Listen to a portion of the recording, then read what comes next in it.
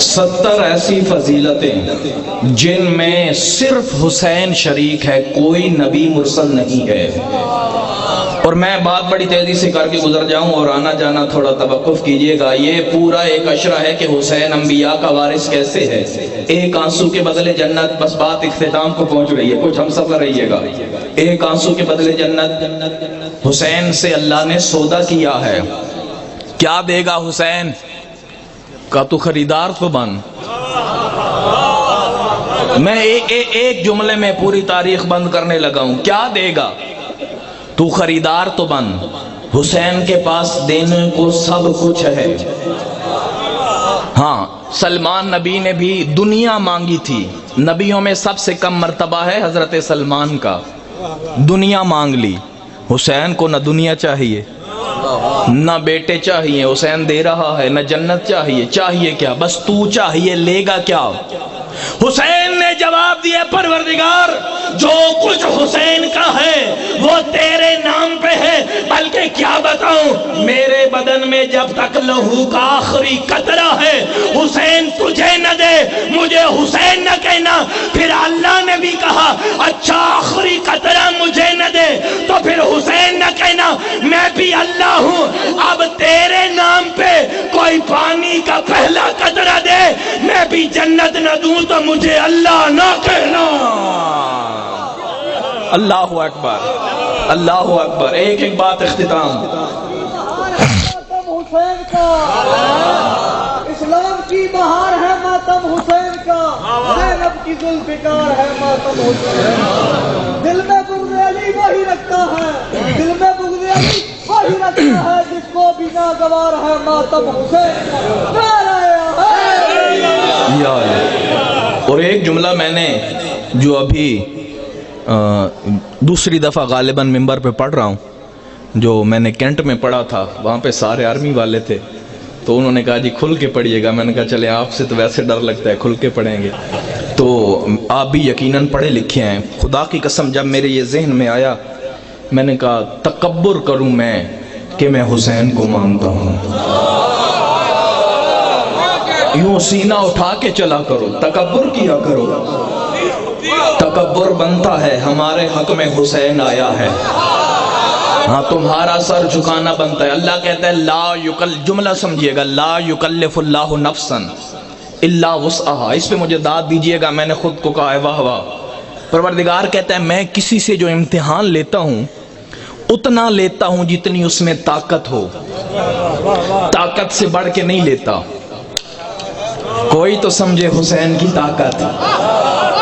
اللہ اکبر۔ کسی نبی سے ایک امتحان لیا، کسی نبی سے دو امتحان لیے۔ کیوں پروردگار اس سے ایک کیوں لیا؟ کہ جتنی طاقت تھی۔ کسی سے دو کیوں لیے؟ دو کی طاقت تھی، اس لیے تو اللہ نے کہا تلک الرسل فضلنا، ہم نے سارے نبی برابر نہیں بنائے۔ جس نے ایک امتحان دیا اتنا رتبہ، جس نے دو دیے اتنا رتبہ، اور کسی سے تین لیے، اس سے زیادہ نہیں۔ پروردگار صرف تین کا اس کی طاقت ہی اتنی ہے۔ سب سے بڑا نبی رسول اللہ کے بعد حضرت ابراہیم، کتنے امتحان، صرف ایک بیٹے کا۔ پروردگار اس سے زیادہ کیوں نہیں لیا؟ کہا جتنا ابراہیم دے سکے۔ کسی سے صرف ایک بھائی اتنی طاقت، کسی سے صرف بیٹا، کسی سے صرف زوجہ، کسی سے صرف جنت۔ اللہ اتنا امتحان لیتا ہے جتنی طاقت ہو۔ 1,24,000 کا ایسے نہیں بنا وارث۔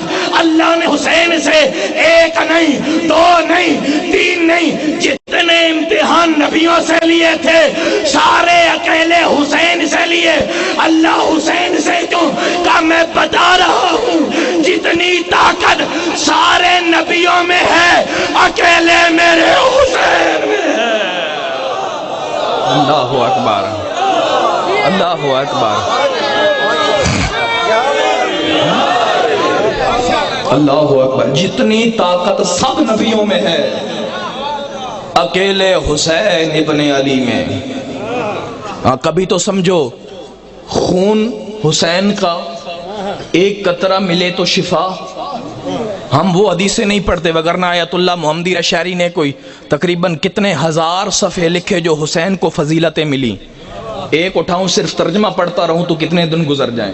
ہم صرف یہ نہیں بتاتے حسین کو کیا ملا، کیوں ملا.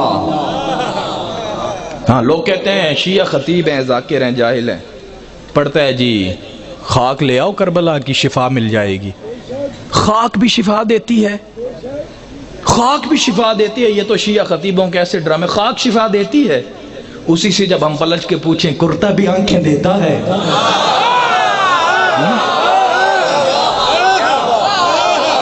ہاں ہم بس مجبوری ہے چونکہ جشن ہے اور باقیوں نے بھی پڑھنا ہے اور میں ممبر پہ قابض نہ ہو جاؤں. ہم ان کے ماننے والے نہیں ہیں جو ممبروں پہ بیٹھے رہیں. جس کا جو حق بنے گا ہم حق دیں گے. ہم حق کے ماننے والے ہیں، حق لوٹنے والے نہیں ہیں. کرتا بھی آنکھیں دیتا ہے. نہیں جی وہ عام کرتا نہیں تھا، وہ یوسف نے پہنا تھا. اچھا جی پہنا تو کیا ہو گیا؟ فلمان جال بشیر القاہ علی وجہہ فرتدہ بصیرہ. یعقوب نے آنکھوں سے لگایا کہ عام کرتا نہیں تھا جی. کیا تھا؟ وہ یوسف پہنتے تھے، اس میں یوسف کا پسینہ ملا ہوا تھا. ٹھیک ہے اسی پہ پکے رہو. جس میں پسینہ مل جائے وہ شفا دے تو ٹھیک ہے، جس میں فخر یوسف کا خون ملے شفا دے تو کافر ہو گئے.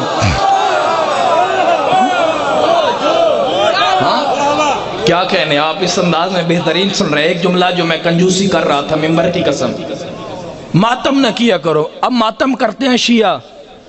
مجھ سے بھی ممبر پہ بیٹھا ہوں چونکہ ہم یونیورسٹی میں جاتے رہے ہیں تو باقی مذاہب کے دوست پوچھتے ہیں، پوچھنا ان کا حق ہے. اور الحمدللہ ان کے پاس کوئی ایسا سوال نہیں ہے جس کا ہمارے پاس جواب نہ ہو.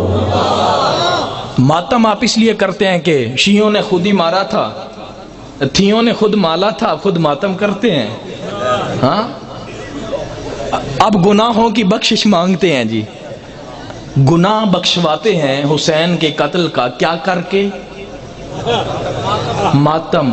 یعنی مان تو تم بھی گئے ہو نا، ماتم اتنی بڑی عبادت ہے یہ گناہ بھی بخشا جاتا ہے.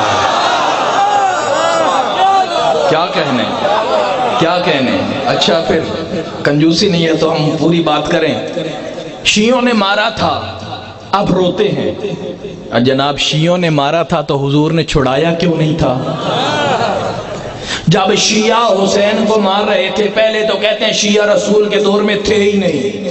یہ تو بعد میں آئے، عبداللہ ابن سبا آیا، ایران آیا، انقلاب آیا تو شیعہ آ گئے. چلو ہم تو حسین اور رسول کے دور میں تھے ہی نہیں. اچھا حسین کو کس نے مارا؟ آپ نے مارا. یعنی عقل نام کی الحمدللہ کوئی بات ہے نہیں. کوئی 19ویں گریڈ کا ہو، کوئی 20ویں گریڈ کا ہو. ہاں فزکس اور کیمسٹری کے پروفیسر ہوتے ہیں، نہ جانے کیا پڑھائیں گے. شیعوں نے مارا تھا تو آپ نے چھڑایا کیوں نہیں؟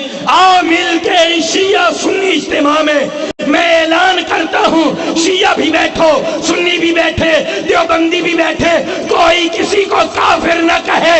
ہم یہ کہتے ہیں جس نے حسین کو مارا اس پہ لعنت ہے. تم یہ کہو جس نے چھڑایا نہیں ان پہ بھی لعنت ہے.